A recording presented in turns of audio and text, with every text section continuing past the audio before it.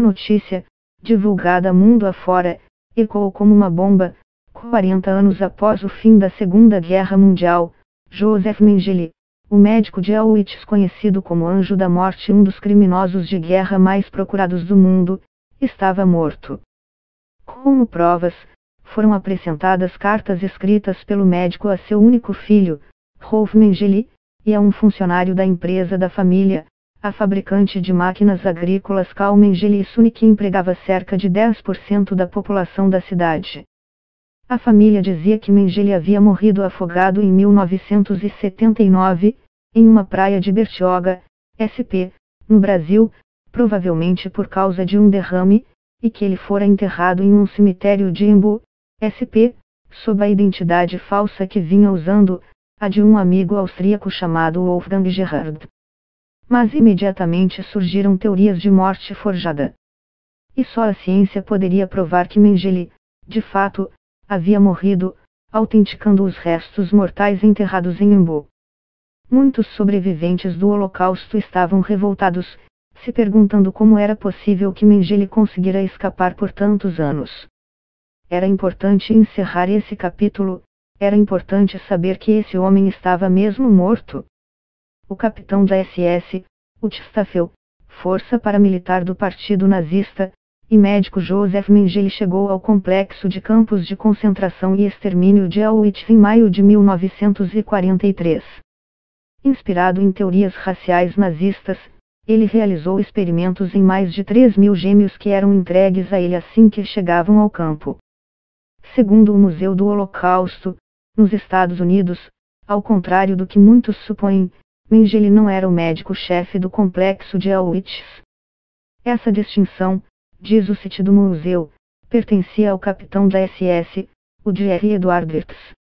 Mas a partir de novembro de 1943, Mengele chefiou o corpo médico do campo de Birkenau, o maior dos 40 campos de Auschwitz. Cerca de 30 médicos trabalhavam em Birkenau. Fazia parte do trabalho deles selecionar, de uma rampa, os prisioneiros que chegavam ao campo entre os que serviriam para trabalho forçado e os que iriam imediatamente para as câmaras de gás. Pelo jeito frio e indiferente com que despachava, com um gesto da mão direita, prisioneiros para a morte, e por ter passado a impressão, segundo relatos de sobreviventes, de estar na rampa mesmo nos momentos de folga, é que Mengele recebeu o apelido de o Anjo da Morte. Hoje, sabe-se que, após a guerra, ele passou um tempo escondido em uma fazenda na Bavária. Em 1949, fugiu para Gênova, na Itália, de onde embarcou para a Argentina com um passaporte emitido pela Cruz Vermelha. Ele viveu na Argentina vendendo máquinas agrícolas da fábrica de sua família. No final dos anos 1950, quando se viu ameaçado de extradição, fugiu para o Paraguai. Pouco depois, fugiu de novo, para o Brasil. Sempre ajudado por terceiros, ele morou em fazendas, sítios e casas em Nova Europa, Serra Negra, Caieiras e Diadema, no estado de São Paulo, antes de se mudar para a capital paulista, em meados dos anos 1970, e de adotar a identidade de um amigo, Wolfgang Gerhard, que, antes de retornar a seu país natal, lhe passara seus documentos. Os restos de Wolfgang Gerhard Joseph Mengele, exumados pela Polícia Federal no cemitério de Embu em junho de 1985, seriam examinados no Instituto Médico Legal de São Paulo por especialistas brasileiros, mas também alguns dos cientistas forenses mais respeitados do mundo, duas equipes do ZEUA, a do Simon Wiesenthal Center e uma do Departamento de Justiça, e uma da Alemanha Ocidental. Em meio ao Christopher, que na época era diretor do Programa de Ciência e Direitos Humanos da Associação Americana para o Avanço da Ciência e trazia consigo a experiência de organizar equipes de identificação de ossadas na Argentina, chamou de grande circo da mídia, os cientistas reunidos em São Paulo tinham que avaliar se os restos exumados eram de um homem sobre o qual não se sabia quase nada desde 1945. As evidências físicas ante-mortem eram mínimas, conta Stover. De registros da SS tínhamos apenas a altura e a circunferência da cabeça, porque Mengele fez um cap sob medida. Quando a investigação começou, descobrimos que a altura era consistente, que era do sexo masculino, caucasiano. Um dos tropólogos forenses, Ellis Kerley, tinha desenvolvido uma técnica de contagem de ósseos nos ossos. À medida que envelhecemos, nossos ossos ficam mais frágeis. Se você faz um corte transversal no fêmur, conta os ósseos para identificar a idade de um esqueleto. Kerley estimou a idade do esqueleto como a de alguém na faixa dos 60 anos, Mengele teria 67 em 1979. Os especialistas também encontraram evidências de uma fratura na bacia que pode ter resultado de um acidente de motocicleta que Mengele teria sofrido em Auschwitz. Também foram encontrados traços de fraturas curadas no ombro, na clavícula e no polegar direito, e uma depressão no osso maxilar esquerdo, possível consequência de sinusite crônica. O crânio também exibia um diastema, uma separação entre os dentes frontais presente em cerca de 11% da população. As indicações eram, enfim, consistentes com as evidências. Mas o que faltava mesmo era um raio-x, o que, na época, era como uma impressão digital. Ao final dos exames, os especialistas americanos se reuniram no quarto do hotel em que estavam hospedados para preparar seu relatório. A redação ficou a cargo de Stover. A preponderância de elementos sugeria que se tratava de Mengele. Mas na reunião houve um grande debate sobre dizer se isso era altamente provável ou dentro da certeza científica, por causa da grande pressão sobre a equipe. A carreira dos cientistas forenses estava em jogo. O clima foi bastante tenso. O relatório dos americanos concluiu com razoável certeza científica que a ossada era de Mengele. A equipe alemã também chegara à mesma conclusão pela análise que fizera do crânio usando uma técnica de superposição de imagens, desenvolvida pelo antropólogo Richard Delmer. Ele sobrepôs fotos do criminoso nazista sobre imagens do crânio e constatou consistências em áreas-chave como olhos, boca, nariz e queixo. Em uma apresentação à imprensa, no dia 21 de junho, o chefe da Polícia Federal Brasileira, delegado Romeu Tuma, confirmava a identificação e a morte de Joseph Mengele, e representantes dos 3 países relatavam suas impressões e achados. Só em março de 1986, vários meses depois, viria a confirmação do que Stover equivaleu a uma impressão digital, a comparação da ossada com um raio-x. Foi quando Tuma anunciou a descoberta de um raio-x de Mengele que especialistas americanos e brasileiros confirmaram ser da arcada dentária do crânio exumado em Embu. Tuma considerava o caso oficialmente encerrado. A história dessa descoberta é pouco conhecida no Brasil.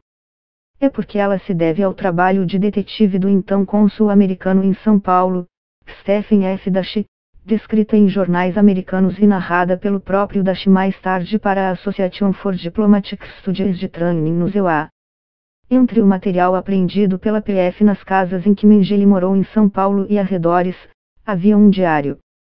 A autenticidade desse objeto fora comprovada por especialistas em caligrafia do Departamento de Justiça americano, que informou ao cônsul que Mengele mencionava, nele, ter feito um tratamento de canal assim que voltei a São Paulo. Dei a informação à PF, disse Dash. Eles retornaram após 2 ou 3 semanas e disseram, não conseguimos achá-lo, o dentista. A pedido do Departamento de Justiça, Dash continuou a investigação por conta própria, já que, segundo ele, a Polícia Federal Brasileira não era capaz ou não queria fazê-lo. Dash contou ao jornal americano New York Times que tinha notado no diário que Mengele gostava de abreviar nomes, e se deu conta de que Sama poderia ser Santo Amaro. Com a ajuda do vice-cônsul, Fred Kaplan, ele consultou edições antigas das páginas amarelas e chegou ao nome do Dierce Gonzaga Gama Angelo, em Santo Amaro. Acompanhado por um agente da PF, Dash visitou o dentista, que confirmou ter feito o tratamento de canal nas datas mencionadas por Mengele no paciente Pedro Ockbichler. O primeiro nome falso usado por Mengele no Brasil Gama não tinha raios X, mas lembrava do dentista que tinha indicado o paciente para o tratamento, o Dr. Kazuma Zatutia, cujo consultório ficava apenas a algumas quadras dali. Lembrando a visita a Tutia, Dashi disse ter perguntado casualmente ao dentista se ele tinha algum raio-x de Oakdclear. E ele disse, espere um minuto, e voltou 30 segundos depois com 8 filmes dentários. Os israelenses não aceitaram o relatório forense de 1985. Eles esperaram pela análise de DNA. O filho de Mengele, Rolf, e a mulher, Irene, relutaram, mas acabaram cedendo amostras no início dos anos 1990. O teste de DNA, a conclusão derradeira de que Mengele estava morto, foi realizado em 1992 pelo britânico Alec Jeffrey, um dos pioneiros da identificação genética no mundo, e Israel aceitou o resultado. Procurado por crimes de guerra e outras atrocidades, Mengele escapou da justiça por mais de 30 anos e morreu num mergulho em uma praia. Até hoje se pergunta por que ele nunca foi pego pelas autoridades.